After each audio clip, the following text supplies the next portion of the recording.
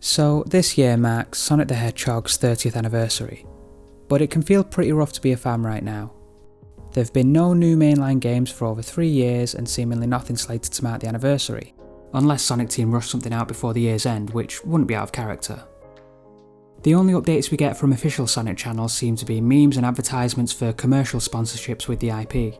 Yeah, the movie sequel and Netflix series scheduled for 2022 are exciting, but it still begs the question of what's going on with the games, and why is this landmark anniversary so devoid of content? As well as that, the games across the series are extremely inconsistent, riddled with baffling and frustrating creative and technical decisions. Of course, there's some contention as to which games are bad and which aren't, I won't get into that here. But I think we can all agree that the Blue Blur isn't reaching the potential that it could and should be. For a long time it's been clear that it's not excellent gameplay or pristine polish keeping the Sonic fanbase afloat, it's the characters. The colourful cast of fun designs and personalities that inspire fan art, fan fiction and fan-made characters. Over the course of the mainline games we've seen a mixed display of engaging, if two-dimensional personalities, and some genuinely promising examples of character development. But as time has gone on, characters have been watered down, distorted or worse through the litany of bad decisions on the part of SEGA, Sonic Team and their writers. But to me, there is one part of the franchise that rises head and shoulders above the rest. A true shining star that every Sonic fan should be familiar with. One that should be a trendsetter for Sonic properties, in spite of a negative influence from SEGA. The Sonic the Hedgehog comic in its current iteration is published by IDW and has been running since 2018. It is, in my opinion, the best thing to happen to Sonic, and an absolute standout in the franchise.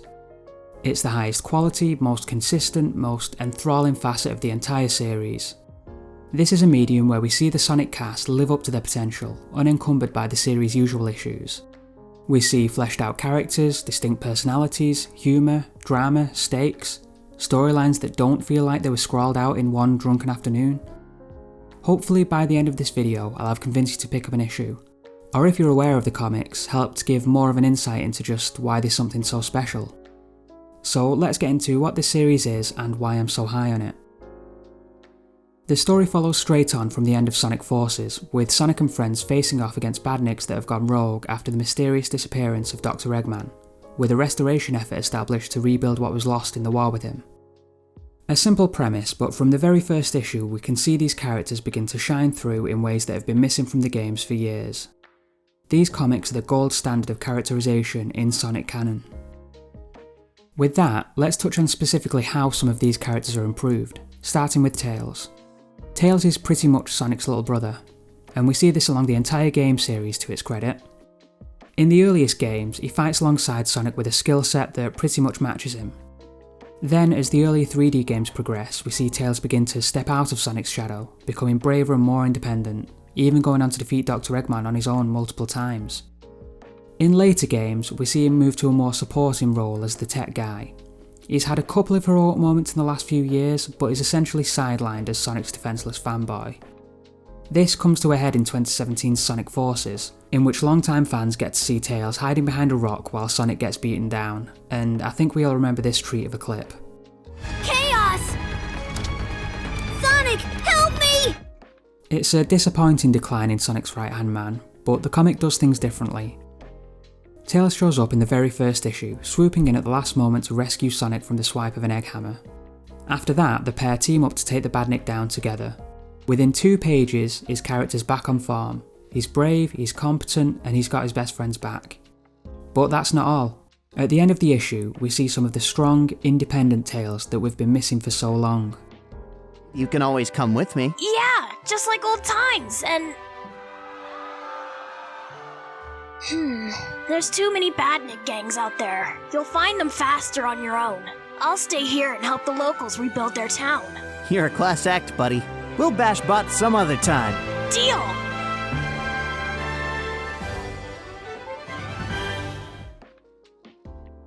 It's an instant sign that the series writer, Ian Flynn, really understands this character, and we'll only see more of this going forward, with some notable exceptions that we'll get to. It's not just Tails who gets this treatment.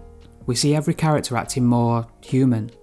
More than a two-dimensional archetype, they have differing motivations and opinions and their own ways of doing things. To cover a couple of highlights more briefly, let's look at Amy Rose. We know Amy, whose appearance across the games has universally been in chasing after Sonic, announcing a love for him, or getting rescued by him. To call her two-dimensional would be generous, a shame for the most commonly recurring female character in the series. While there's not necessarily anything wrong with a love interest character, it's nice to also have, other personality traits.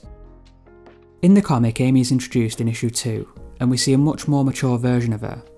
One still obsessively in love with Sonic, but this leads to some fun dialogue and good chemistry. They even get a bit of good banter in. Bring that stuff out. You are! So you do your thing and I'll do mine. If you won't do it for the Resistance, do it for me? Behind you. Can't play favorites. Then do it for your friends? Egg Pond's closing in, 30 feet. They've got you, remember? Do it for Chili God? Ooh, now you're talking. Seriously? One more character I enjoyed off the bat is Silva, who's had little if any characterization in the last decade. In the comic he's a little bit immature and kind of a goofball, and it works. No less than Vector the Crocodile gets one of my favourite moments so far in issue 22, and I never really even cared about him in the earlier games. You'll have to find that one on your own though, because I'm not spoiling it. This is just about scratching the surface of what's in this series, and it's currently the single best place to see the characters that have become so iconic to so many people really live up to their potential. The series isn't without its drawbacks, many of which seem to be hang-ups from SEGA, whose mismanagement of the Sonic franchise is as far-reaching as ever. This rears its head in both the consequences of the mess that is the current Sonic canon, and by more direct intervention. So I'd like to go over some of the weaknesses of the comics, in the context of the worrying habit SEGA has of shooting themselves in the foot. Let's get in the mud. The general awkwardness of the setting left by the mainline games does lead to some flaws in the stories. As mature as I mentioned Amy was, it's still tonally bizarre to hear her call out tactical commands as one of the leaders of the restoration effort. The likes of Silva and Blaze can just come and go through time and space as they please with less trouble than it seems like they should. And on a related note, in a similar vein to a problem I had with Sonic Forces, it feels like Sonic is lauded as the ultimate hero, the world's best defense, and the only person capable of beating Dr. Eggman. This is kind of odd when there are various other characters that could go toe to toe with, or are straight up more powerful than Sonic in the canon. That said, other loose ends from the games are wrapped up nicely. In one case, a quick panel in the comic gives a satisfying explanation as to why there are still wisps around after the events of Sonic Colors. That's more than the games ever did. We even get a resolution for the old Shadow androids, remember those? But SEGA take a more active role in limiting the scope of the comics in their decisions to veto or restrict certain plot points or circumstances. Ian Flynn has spoken fairly openly about some of these restrictions on Twitter and in his podcast, which is a great listen by the way, and linked below. The most significant of these are rumoured to be a blanket veto on romantic relationships or new family members for the cast of the main games. Any narrative of Sonic suffering a complete defeat or showing extreme emotion is also off limits. This obviously inhibits a lot of potentially engaging areas that the story could have otherwise delved into. The logic here is understandable, if disappointing. SEGA want to protect the Sonic brand, his image, and largely keep the status quo unchanged for the game series. As far as they're concerned, this comic only exists to promote the brand, and make some extra money on the side. It's not meant to be a deep dive into the potential of these characters and worlds, not from a business perspective at least. These limits haven't always been in place for the comics though. The IDW series has a predecessor, a Sonic the Hedgehog comic published by Archie Comics from 1993 to 2016, and it was great, perhaps even better than the IDW series in its prime. But the series hit trouble when a former writer, Ken Penders, filed copyrights for the dozens of characters he created during his time there. He even sued SEGA for purported similarities between his comic storylines and the narrative of 2008's Sonic Chronicles: The Dark Brotherhood. I'm trying to give you just the facts here without bias or judgment, but it's tough. I really like this series, and it's a pretty crazy story, so maybe a video for another time, let me know if that sounds interesting. For now though, let's stay on topic. Suffice to say that when the dust settled, Penders came out on top. Every character he had introduced, as well as many others by former writers that fans had come to love, were removed. The fantastic ongoing storyline was fully dropped and rebooted, characters were redesigned, and in 2016 the comic was abruptly cancelled with SEGA ending their relationship with Archie. the longest ever comic based on a video game ending not with a bang but with a whimper. And this legal trouble appeared to lead to Sega keeping a much tighter leash on the comic adaptations as a whole. It's for this reason that we're unlikely to ever see the return of the many characters that fans came to love over the course of Flynn's tenure with the Archie series. To this day, Flynn seems to be personally blamed for this by much of the Archie fandom, which is unfortunate and completely unjustified. Still, at least Penders is doing great things with the characters that he took. Okay, no, staying on topic. A lot of these examples of Sega's negative influence, save for them kind of botching the lawsuit defence, are defensible. They're protecting their IP and minimising any future legal risks to themselves. But it wouldn't be Sega without some good old-fashioned nonsense, and that brings us to Shadow the Hedgehog. Shadow might have the most well-developed arc out of any character in the canon. Created to be the ultimate life form, we see him ripped from a peaceful life and swearing vengeance on humanity. He eventually comes to realise that he was created to help humans, and sacrifices himself to save the planet. Later surviving with amnesia, he goes on a journey to discover what and who he is and thwarts his original creator to protect the Earth a second time. He cements himself as an anti-hero, a protector of humanity. Try to keep that in mind as I say the following. In the comic, Shadow is an egomaniacal supremacist with no regard for innocent lives, or anything for that matter, apart from his own nebulous goals. Picture a discount Vegeta with half the charm and social grace. He's arrogant and bullheaded to the point of farce. Flynn explains in his podcast that this is a result of Sega's input, Shadow being one of the characters that comes with the most restrictions and feedback. While he admits he could have handled this version better, it seems like the character is all but out of his hands. Regardless, it's a bizarre and sudden change to Shadow's entire personality that's been extremely unpopular with fans. But Sega is sticking to their guns, and we've seen this during his limited representation in the games in recent years. On a larger scale within the Sonic canon, Sonic team head Takashi Iizuka has stated in interviews that there are two separate worlds, one inhabited with humans and one with animals like Sonic. Flynn has confirmed this to be the case with the IDW series, opening a whole new can of worms. This seems to have just been pushed into the background for lack of a better option. It hasn't actually been explained or explored any further than that. Sega's ability, no, their insistence to spoil everything laid in front of them is downright stunning. And it's still not enough to keep this comic down. Now we've discussed how the game characters have fared in this adaptation, let's take a look at the next highlight, the new characters. Tangle the Lemur and Whisper the Wolf make their debuts in issues 4 and 8 respectively. In each of the first showings we get an excellent introduction of their personalities and abilities within a couple of pages. Tangle is a cheery thrill seeker, full of energy, friendly and confident. Her enormous tail has the ability to stretch, letting her wrap up enemies or use it as a slingshot. It also serves as an extra hand, presumably by the same logic that allows Tails to have a rotor attached to his spine. We see everything I've said so far within 2 pages of her appearance. Woo! And ow! Woo and ow! Watch your back! Whoops!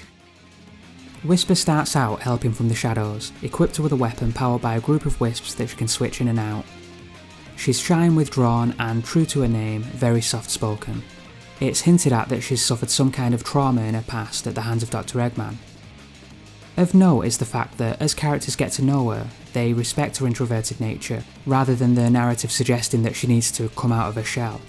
It's okay if you prefer to work alone, but it looks to me like you've put together quite a team, and I'd be proud to be a part of it. Maybe. This is one of many nice touches to the writing in this series.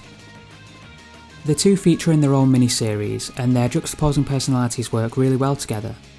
I also like the gold and silver colour scheme as a nice visual touch for characters who are going to be paired off. I'm actually more excited to see these two than any other part of the comic. Don't forget, these comic exclusive characters are likely unbound by the harshest of Sega's mandates. We could see families, emotions, romances, and backstories specifically built around this iteration of the world. All of the things that can turn a good narrative into a great one. I'm trying not to spoil major plot points for anybody who might be tempted to pick the comic up, so forgive the vagueness of me saying that Tangle and Whisper have some of the most thrilling and emotional scenes in the comics so far. They quickly became my 2 favourite characters in the entire canon. Sorry Blaze. The focus so far has been on the strengths of writing and characterisation in the comics. but it would be criminal of me not to touch on the artwork that you've been seeing throughout this video. The visual quality of the comic spans between great and downright exceptional, with there being no weak link in the chain of artists that have worked on the series so far. The posing is strong, the colours absolutely pop, and the composition helps the comic flow in a clear and engaging way. In a striking departure from the game's cutscenes, we see actual facial expressions from the characters. They emote and feel alive. This sounds like a low bar, yes, but to show you what I mean, I've prepared a presentation to compare some of Sonic's emotions between the games and the comics.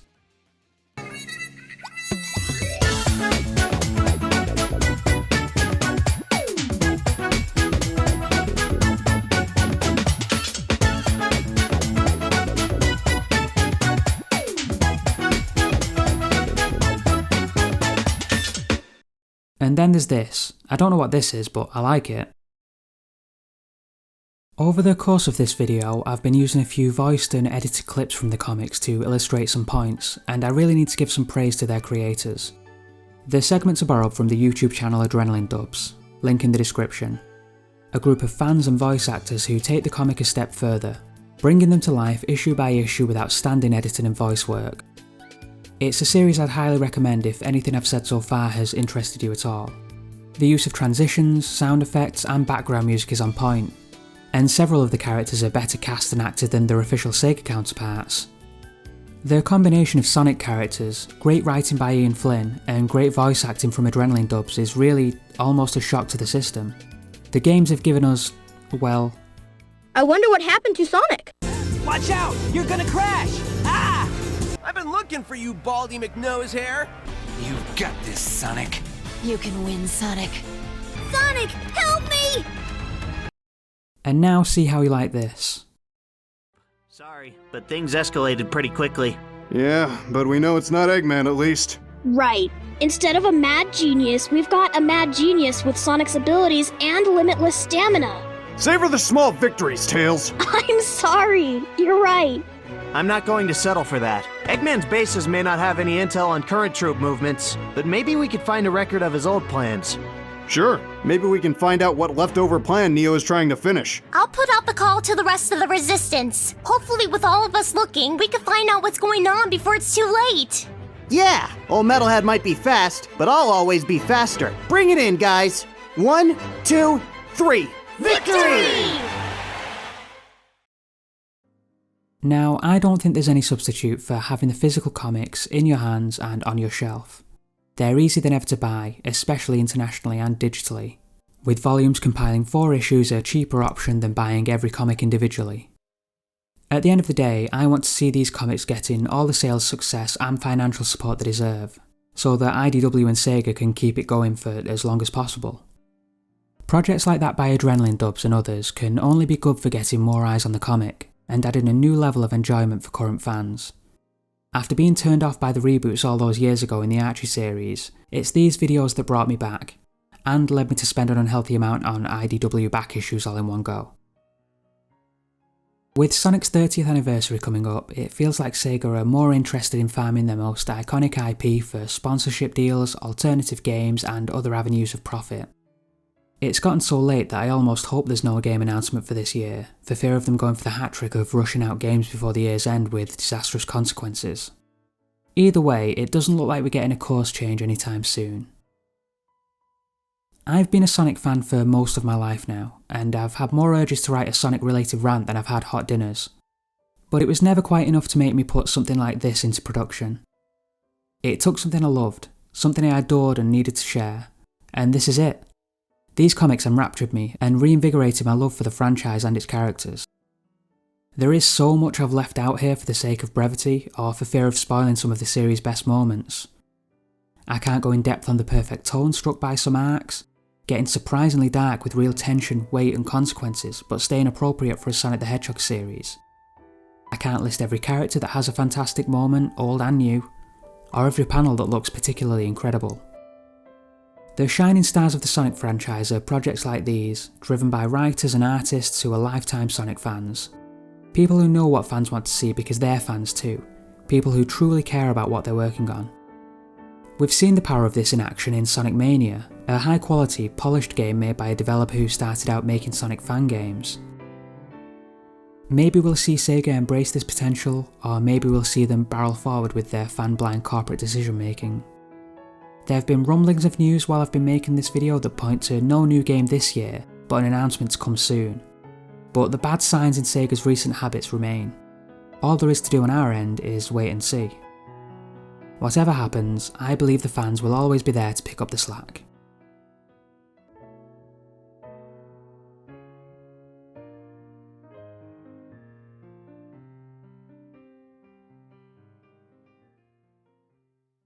Thanks for watching. This was both a lot harder and a lot more fun to make than I ever expected, so if you enjoyed it, let me know and I'll make more like it.